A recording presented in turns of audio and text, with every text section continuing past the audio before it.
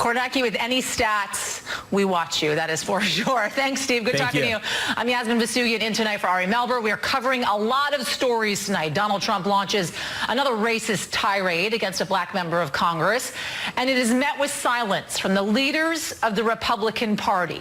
Plus, the House impeachment caucus swells in the wake of Mueller's testimony. And a major national security shakeup, with Trump moving to install a loyalist as the director of national intelligence. We're going to get to all of it, but we begin tonight with Donald Trump's latest Twitter outburst, a series of racist attacks on Oversight Chair Elijah Cummings, starting with calling his Maryland district a, quote, disgusting, rat and rodent-infested mess. And when critics said calling an American city rodent-infested was racist, he tried to flip the script and without explanation insisted Cummings was a racist. The hits continuing today, all of it part of Trump's pattern of attacking Democrats of color and denigrating their constituents, a pattern that goes back years.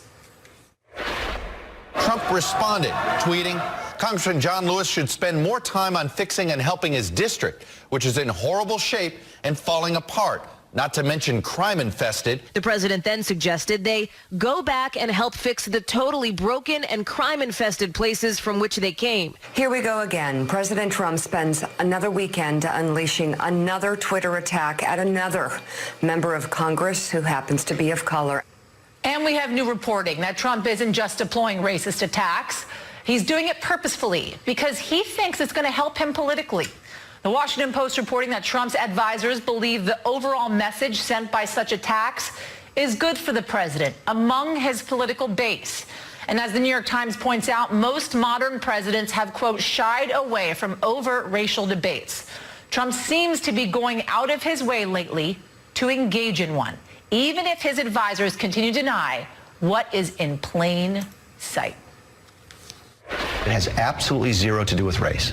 You say it has zero to do with race. There is a clear pattern here, Mick. Infested. It sounds like vermin. It sounds subhuman. And these are all 6 members of Congress who are people of color. I think you're spending way too much time reading between the lines. I'm not reading between the lines. I'm reading the lines. I'm reading the lines. My panel on all this, Brittany Cooper, professor at Rutgers University, Mara Gay, member of the New York Times editorial board, and Melissa Mark Viverito, former speaker of the New York City Council and a senior advisor to the Latino Victory Fund. Mara, I'm going to start with you. The House voted 2 weeks ago to condemn Trump's racist remarks, of course, when he attacked the 4 freshman congresswomen. He's keeping it up, though. So how is the president stopped when it comes to this racist rhetoric that he's using right now? So there's a couple things that I think need to happen. One is that, right now we need to understand that the silence from Republicans and the silence from white Americans in positions of prominence is deafening. Whether you're the coach of a little league soccer team or you're a member of Congress or you're the head of a multinational corporation, this is the time to speak out and tell America what your values are and stand up for your fellow citizens. I also think that it's really important that the Democrats start to understand and learn how to talk about race and racism. I don't believe that this president can be defeated by ignoring race. I actually think that Do you think Democrats aren't doing a good job of talking about racism? No, I don't think Democrats have any plan or any understanding, at least as a party, of how to talk about race and racism in this country. I think what you really need to do in 2020 is go right at it and make this a contest between America and the values that we care about and Trumpism. And this is a moral crisis as much as a political one, and it's not enough to just ignore it and call the racist tweets a distraction, because in fact Trump is running on the racism itself, so that's what you need to attack. So are you talking both about the 2020 candidates along with legislators in Washington as well that neither know how to talk about race in this country right now and what's happening? I think there are very few people on the national political stage who understand how to talk about race and racism, unfortunately. Who does, in your mind, know how to talk about race in this country? I think that Donald Trump understands how to talk about race with his base. Doesn't mean that I agree with what he says. I think Barack Obama understood it. I think you have people like Elizabeth Warren who are doing a lot of work to understand how to talk about it. People like, frankly, Mayor Bill de Blasio know how to talk about race. There are some examples, and there are some times where people can learn and understand what the history is, which is part of this conversation that is often ignored. But I think the Democratic Party needs a crash course in how not just to ignore the rhetoric, but actually confront it. Brittany, with very few exceptions, Republicans are criticizing the president. Mark Meadows today came out with a very soft criticism of the president, to say the least, and we're going to be reading that a little bit later in the show. What does this say about the president's hold on the Republican Party right now? Are they fearful of losing control come 2020? Are these people whose seats are up for grabs, and that's why they're not speaking out? I'm not inclined to read them generously. I think that part of the reason that they're resistant is because it is a winning strategy politically for Trump. This is both an overt call and a dog whistle. Even the the tweets about Al Sharpton today, these attacks whip up a very particular group. It's aggrieved white men, and those men then go on the attack, and they don't just go on the attack in the voting booth. They also harass, they tweet, they email, they put out violent threats towards people who disagree with Trump. So I think that's one thing. The other thing that is the more disturbing thing, Republicans are also going along with Trump because even though he's a vile person in terms of his racial politics, he's getting a Republican agenda done, right? Their obstructionism in the Senate in particular, Mitch McConnell's about to, confirm all of these judges, these conservative judges to federal positions. He's going to get his money for the border wall. The Supreme Court is going to let that go forward. So all of these very bread and butter Republican issues are happening under a Trump administration. They don't have any incentive. They don't have any moral incentive. And as long as he can continue to appeal to this fear that they have, that they're being pushed to the past, that they're being pushed to the back burner, and he can whip up that white male aggrievement and entitlement, then what they see is that their fear and their sense that they are under threat overrides any sort of moral commitment to a kind of empathy or care, or just a commitment to the rule of law, legality, and ethics. All of that goes out the window. If someone's coming in your house, your ethics go out the window, right? You just think, how do I save myself? He has all these folks thinking they're drowning, and so they're fighting everybody. They're pushing everybody underwater to save themselves. Melissa, I want to read a part of this op-ed from the Washington Post by these 149 African-American aides to the Obama administration. And it reads in part this: "We refuse to sit idly by as racism, sexism, homophobia, and xenophobia are wielded by the president and any elected official complicit in the poisoning of our democracy. We call on local, state, and congressional officials, as well as presidential candidates, to articulate their policies and strategies for moving us forward as a strong democracy." The way in which the Republicans and Trump, it seems, and the people surrounding him think that the talk around racism is going to drive his base to the polls. Do you think that race can galvanize the Democratic base and drive them to the polls for greater voter turnout come 2020 as well? Without a doubt. And when you talk about the voting base of the Democratic Party, it's people of color, whether you're Latinos or African Americans. Those are the two driving and major voting blocks for this party. So a rejection or inability to speak eloquently around this issue means that you're alienating a large percentage of your voting bloc.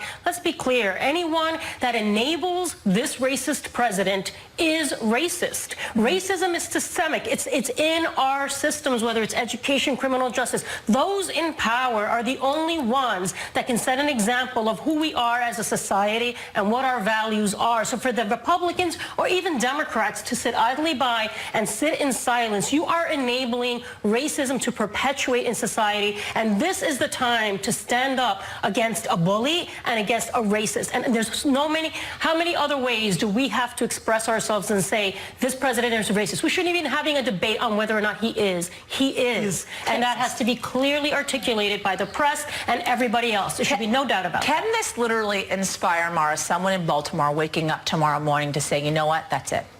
I'm going to the polls and I'm going to vote against this president come 2020, or someone in Minnesota who supports Ilhan Omar, or someone in Michigan who supports Rashida Tlaib? I think it absolutely can, and it will. I think there are a lot of Americans who are people of goodwill who regret their vote or who stayed home last time. Those folks are living in swing districts. Some of them are in my own family. And, I think that the Democrats need to talk to them, but they also need to really organize their base and get their base to the polls. It's as much about conversion, as we say in politics, making your argument and changing people's minds as it is about really motivating your own voters. And I think really Democrats are motivated, but the message needs to continue to be driven home that this president is a racist, and beyond that, that our existence as a democratic nation and a country of pluralism and a country that values diversity and that cares about human rights is at stake. And the rule of law is at stake, and I don't think that that's it's not understated. This is an existential crisis. And this, I mean, and for you know, Latino communities, African American, you know, it's exhausting. We wake up every day wondering what is the new level of depravity and what you know, what impact is it going to have. We see the families being ripped apart. We see children dying in custody of the U.S. government. I mean, this is an assault each and every day. This is very real. So if we don't shape up and try to figure out how we speak to our base as Democrats, particularly because this is what we have to do, and we have to motivate our base. We have to be able to articulate what is our vision, our values, and what role do we play as Latinos and African Americans within that dynamic. And look, I actually think the candidate that is speaking best to race right now is Julian Castro.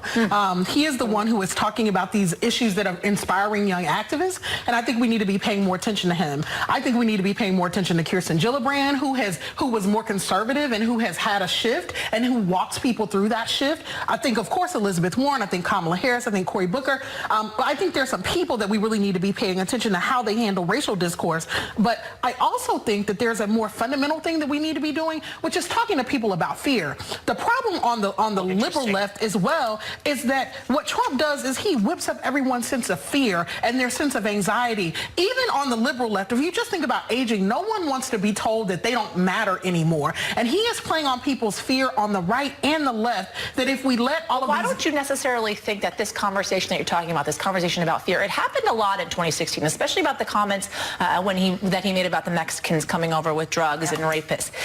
That conversation was had. It was had in the media. We had those conversations. It was had by the candidates. Sure. It didn't necessarily resonate. Sure, Hillary Clinton won the popular vote, but at the end of the day, Donald Trump is the president of the United States. So why do you think it'll resonate this time around? Look, I think because now people have the evidence of how Trump governs, and they don't necessarily have the language. Before, he had the promise and the potential. Now we've seen the levels of destruction he has committed, and folks are saying, I didn't believe you before. Now I have evidence. But the other thing is that very often white men, because they are white men and they have had authority, we invest them with trust. And the thing that our system is set up for us to do that. The thing we've got to be saying is, look, you think that he is trustworthy because of his position, because he is rich, all of these things, but what has he actually done for you besides turn the country into turmoil, make you wake up every morning and feel anxious about what's going to happen, lock up kids, which no person with any moral compass would ever believe in? If we can just tap into those issues, I think it's a 1-2 punch. I think we have to name racism for what it is and say that he is a racist, but I also think that we can take care of the emotional responses he inspires. The country is all on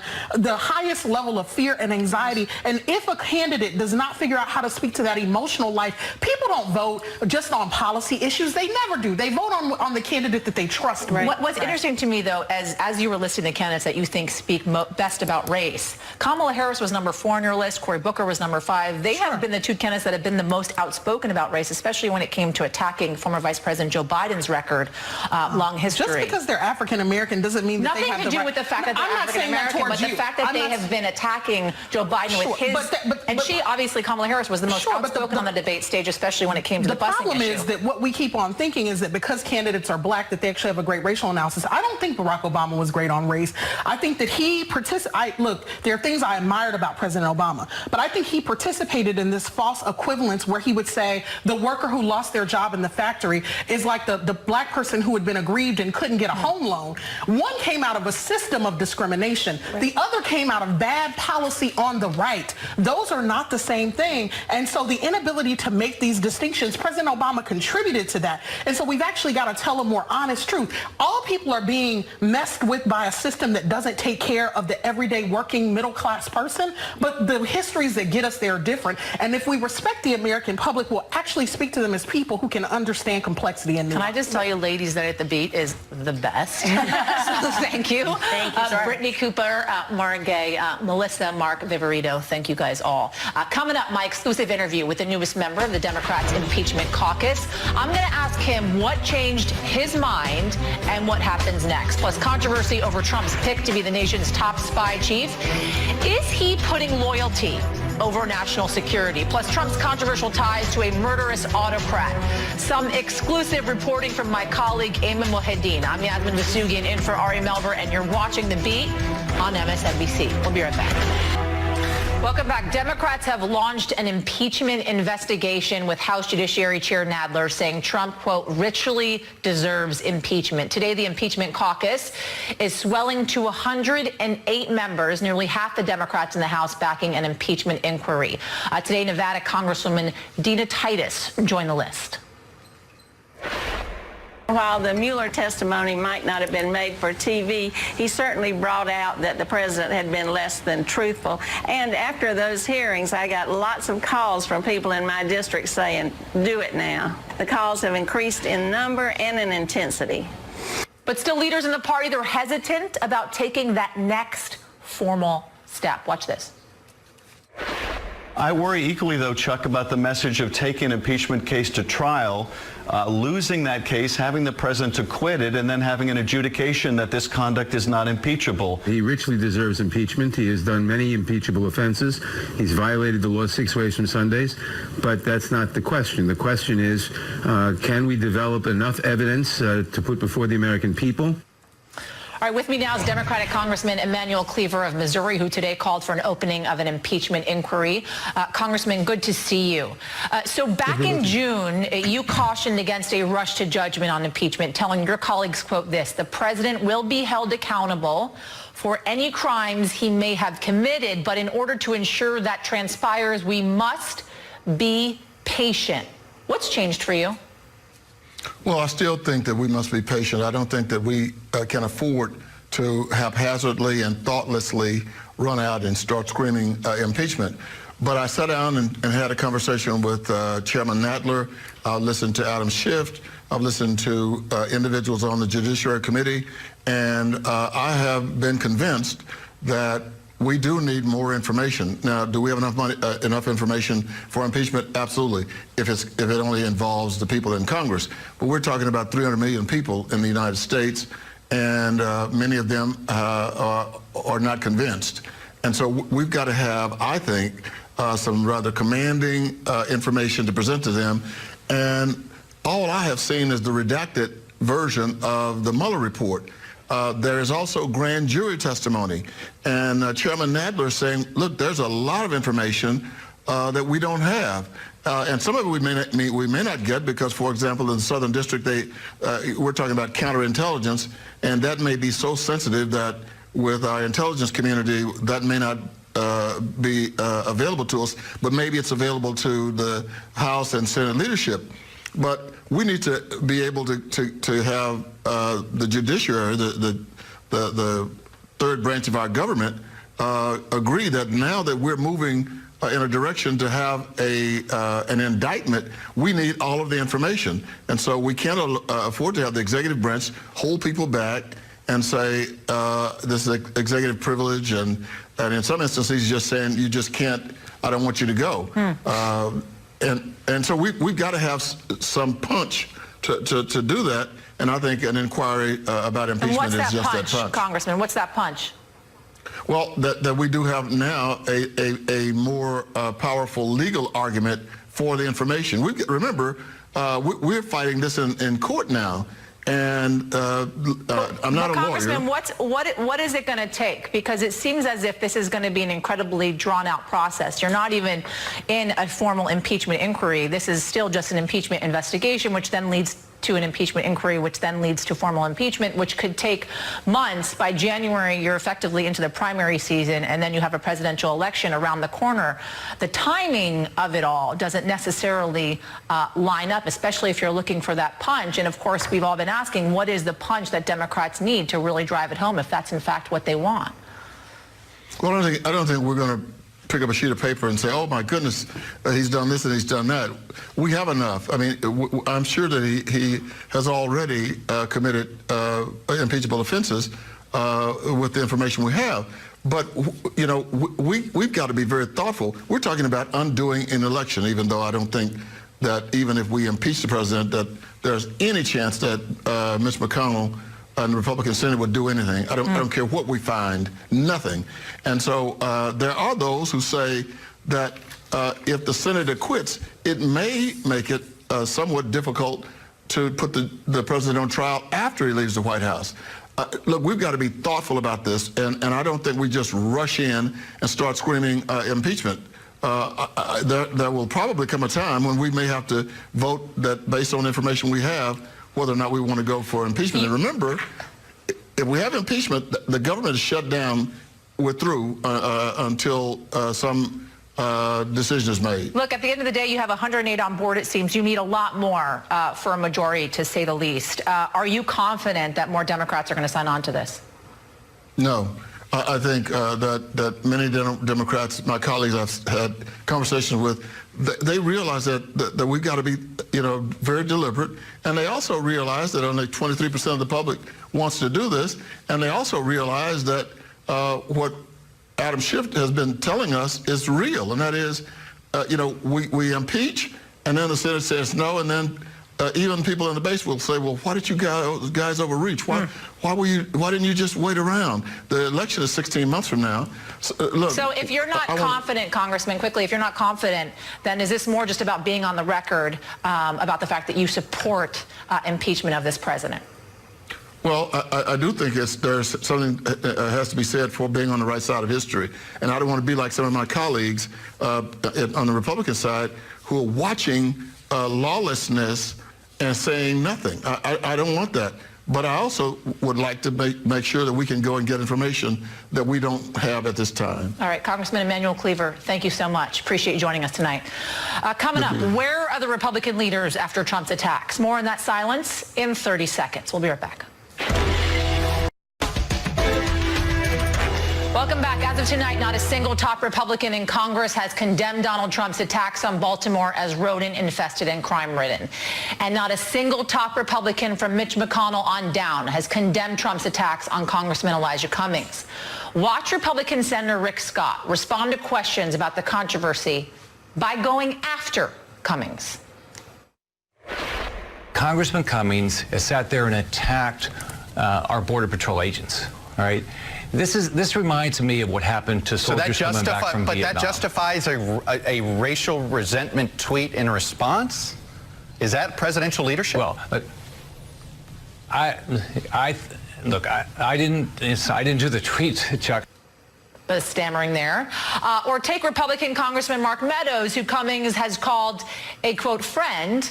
Late this afternoon, Meadows finally weighed in, saying he's friends with both Trump and Cummings, and that both love America. Now compare that to Cummings' emotional defense of Meadows after a Democrat accused him of committing a, quote, racist act.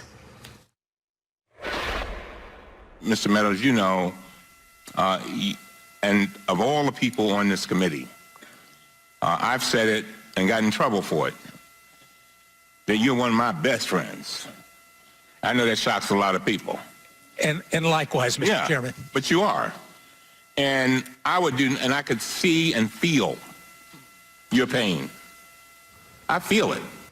So that was Cummings defending Meadows. Amid all of this, some of Trump's allies in the right-wing media, they're doing more than staying silent. They're actually egging him on. Don't dare, liberals, run away from this. Don't you dare. And Mr. President, please, God, keep the heat on them.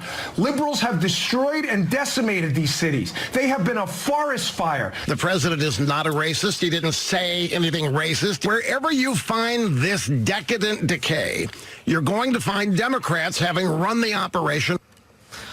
Okay, let's talk about all of this. Joining me now, former speechwriter for President George W. Bush, Elise Jordan, and Rashad Robinson, president of Color of Change, the nation's largest online racial justice organization. Elise, I'll start with you on this one. What do you make of this deafening silence from top Republicans to Trump's attacks on Cummings and on Baltimore?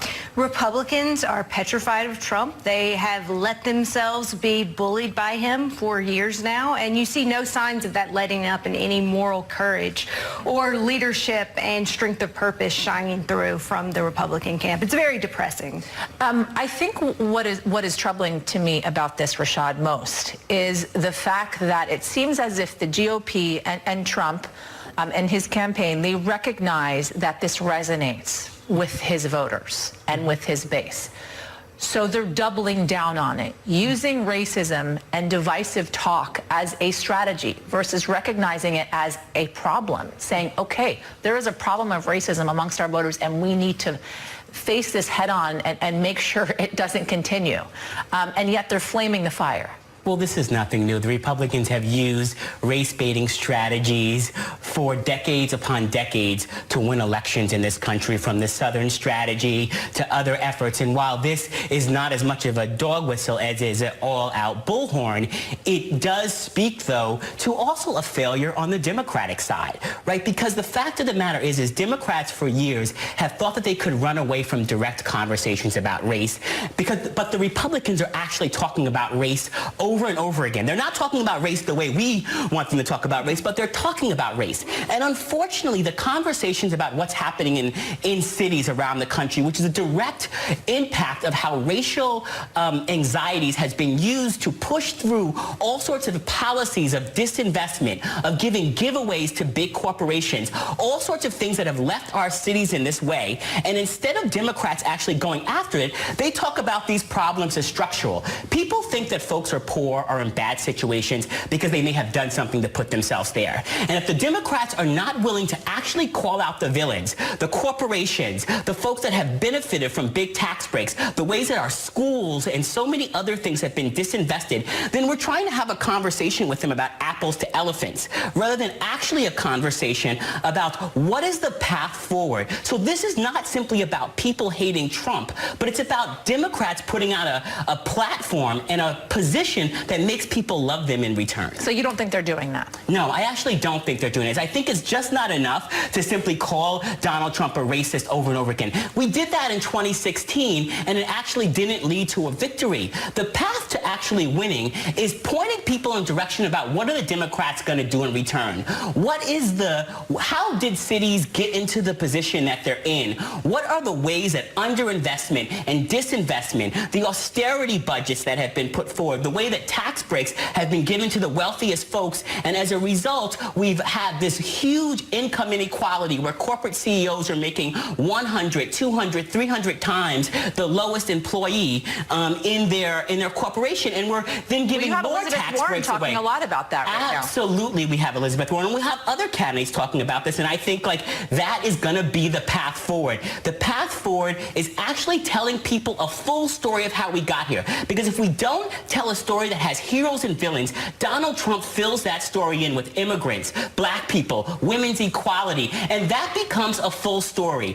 Our story can't simply be about some magical structures. It has to be about the people who put those structures in place, who continue to benefit from them, and what are we going to do in terms of building the type of power that puts those things aside and gives people the ability to have real opportunity. Elise, Donald Trump has a lot of things he could be campaigning on right now. He could be talking about the economy. He could be talking about 2% GDP growth. But instead, he's digging in when it comes to us against them because he does feel like it's resonating. Does that make it seem as if, or does it make it seem as if the president doesn't necessarily believe that things are going as well as he'd like to think? I think we're giving Donald Trump way too much credit by looking at this as some grand strategy, some evil genius that is going to help him win election. I think that it's morally, not only is it morally reprehensible, it's just a dumb strategy. Look at what happened to him in 2018 and how the flight of suburban voters, the flight of educated voters, the flight of women from the party, that is not good for Donald Trump. And so he's turning himself into such a negative symbol that negative partisanship might actually turn and hurt him when that's usually what he benefits Well, and I'm glad that you brought that up, because could this, Rashad, backfire on him? This at least doesn't call it a strategy, but this strategy, it seems, that he's taking in painting this picture of us against them, send them back to where they came from. Donald Trump absolutely has a ceiling. He's gonna hit that ceiling, and the question right for the Democrats is, what is their path forward? Not how does Donald Trump lose this election, but how do the Democrats actually win it? How do they win it? By expanding the base of young people, black folks, women, people of color that feel inspired to turn out, not because they hate Trump, but because there's an aspirational vision and message for how their lives are going to be made better. Elections are not simply about giving politicians on either side of the aisle a job. They're about a pathway to helping improve our country and making people's lives better. And from my perspective, as someone who runs a racial justice organization, I believe that leaning into racial justice is a winning strategy. And all around the country, we're seeing reform to our criminal justice system being driven by reform-minded prosecutors. We're seeing people turn out to the polls in 2018 who didn't turn out in previous midterm elections. There's an opportunity to do something different, but it can't simply be about hating Trump. It has to be about an aspirational fight for the future. All right. Elise Jordan, Rashad Robinson, thank you both. Appreciate it, guys. Still to come, Donald Trump's pick for a new top spy chief ignites questions about whether he prizes loyalty over national security. Plus, why is Trump siding with Saudi Arabia's murderous autocrat over a majority in Congress? New reporting on that tonight. We'll be right back. Trump just tapped a Mueller critic for Intel chief. Dan Coats stepping down. Another Trump loyalist is in. One of his staunch defenders, Texas Congressman John Ratcliffe. The New York Times reporting that Coats was becoming, quote, the disapproving Republican elite that Trump scorned. Remember this moment when Coats found out that Russian President Vladimir Putin was coming to the White House live on television. The White House has announced on Twitter that Vladimir Putin is coming to the White House in the fall. Say that again?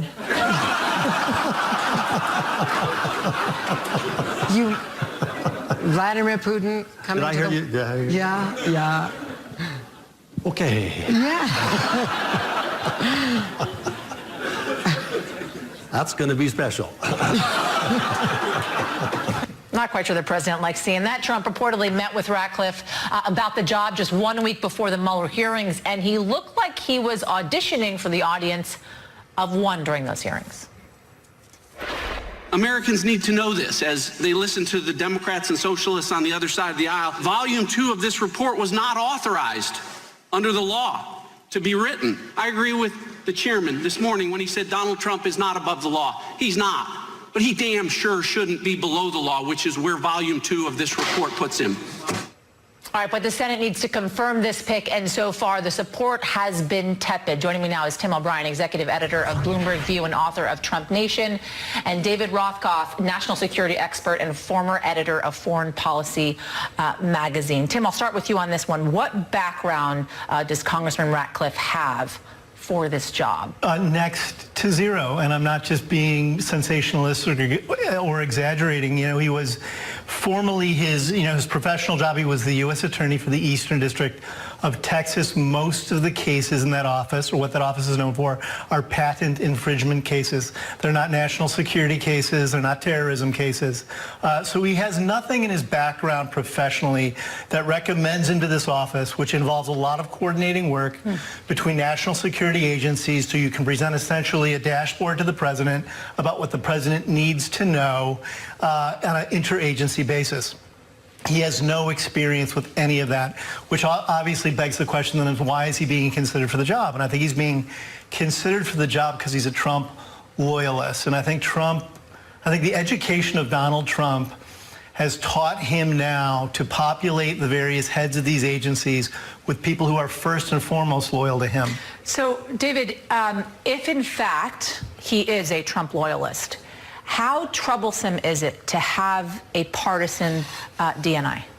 Well, it's extremely troublesome. All you have to do is take the Russia case, where Trump's position has been Russia didn't really interfere, and where the Trump administration has been trying to change the subject. And if we're in the middle of another election cycle and the Russians are potentially doing the same thing they were doing before, which the FBI director said last week that they are, and this is a director of national intelligence who doesn't want to talk about it, wants to change the subject, wants to suppress the information, wants to protect the president, that's a problem. Similarly, if Trump or Barr want to go and undertake an investigation into the Obama administration and how they started their surveillance of people in the Trump campaign, and they've got one of their own who behaves in the same way that Barr does running the director of national intelligence, you might have a thumb on the scale there. And so what I see here is the formation of a kind of Praetorian Guard around Trump.